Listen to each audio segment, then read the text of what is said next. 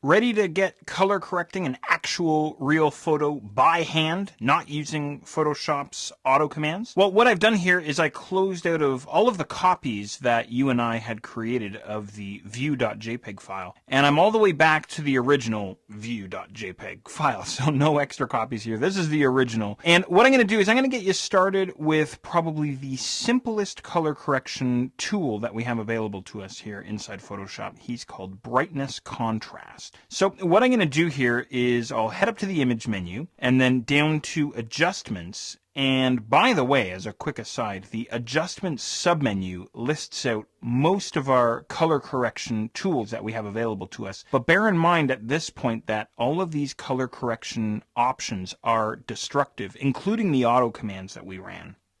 In other words, if I was happy with auto tone, for example, and I save the file, that's it. There's no way to go back to the original, right? And the same goes for the items that I see underneath this menu. For example, there's our brightness contrast, and we have levels and curves and vibrance and a whole pile of other guys, and there's some neat special effects down towards the bottom as well. But needless to say, I'm going to get going here with brightness contrast, and I'll show you in a little while how to non-destructively adjust the color inside your images. So I chose brightness contrast, and that of course brought me into the brightness contrast dialog box.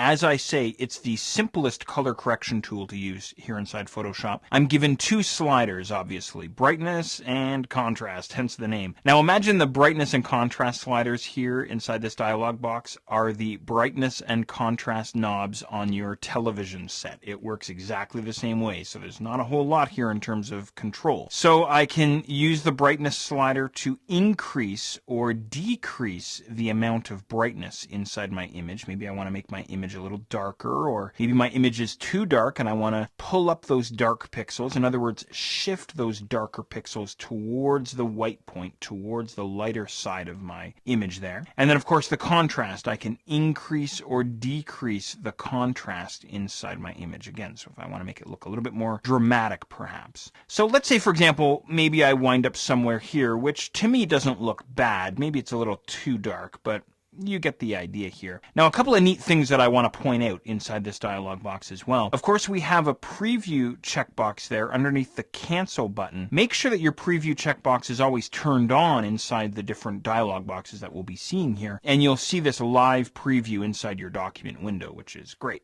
But the other thing that I can do with my preview checkbox here is I can turn it off. And this will give me sort of a before and after view of my image. So I uncheck it, and this is where you and I started, and then I turn my preview back on, and I see how my image would look if I applied the brightness contrast. So just kind of a neat thing you can do there. Again, before and after.